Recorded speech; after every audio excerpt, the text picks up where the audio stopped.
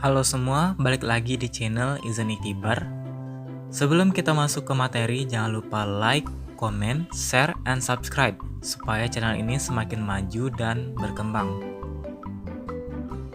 Pada kesempatan kali ini kita akan membahas lanjutan materi IPA kelas 7 bab 1 Hakikat Ilmu Sains dan Metode Ilmiah tentang Laboratorium IPA pada kurikulum Merdeka. Menurut kalian apa sih perbedaan ruang laboratorium dengan ruang kelas lainnya? Apabila kalian mengamati ruang dapur di rumah kalian, apa saja yang ada di situ? Pasti terlihat perbedaan dengan kamar mandi kalian, bukan? Setiap ruang memiliki alat-alat khusus sesuai fungsi ruangan tersebut. Demikian pula ruang laboratorium IPA yang berbeda dibanding ruang kelas. Laboratorium biasanya digunakan untuk melakukan percobaan atau eksperimen. Di dalam laboratorium terdapat alat-alat yang digunakan oleh para ilmuwan untuk melakukan eksperimen dan membuat pengamatan dengan tepat dan akurat. Mari mengenal beberapa alat laboratorium yang akan kalian gunakan untuk berbagai percobaan IPA pada tingkat SMP, seperti yang tercantum pada gambar berikut ini.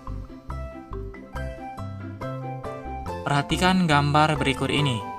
Untuk mengukur bahan, kita bisa menggunakan gelas ukur dan spatula. Untuk mencampur bahan, ada beberapa alat seperti kaca arloji, gelas kimia, tabung reaksi, dan labu Erlenmeyer. Untuk mengamati benda yang sangat kecil, kita menggunakan mikroskop.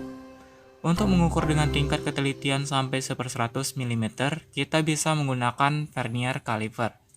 Untuk pengaman, menggunakan kacamata atau Google Glass.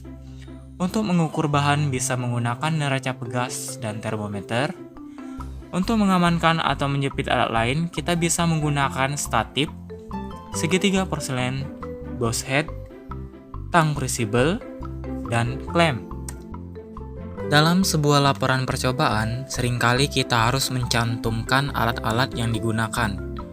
Agar mudah, kita bisa membuatnya dalam bentuk dua dimensi seperti gambar di bawah ini.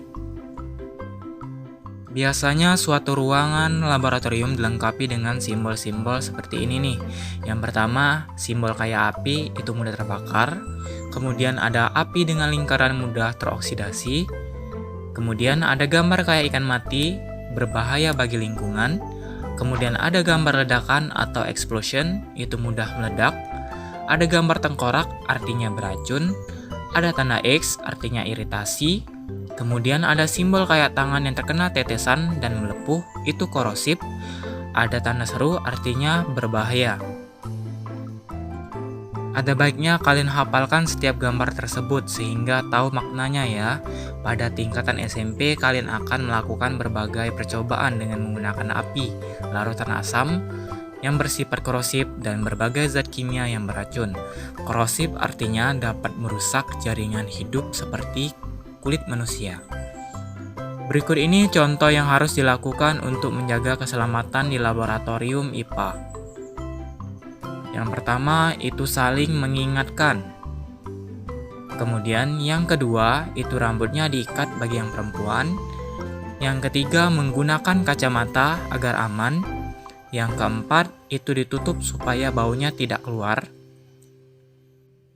Sedangkan berikut ini contoh yang tidak boleh dilakukan di laboratorium IPA. Yang pertama, tidak boleh asal mencampur semua bahan-bahan karena sangat berbahaya. Yang kedua, dilempar-lempar bahannya atau dimain-mainkan. Yang ketiga, jangan dihirup.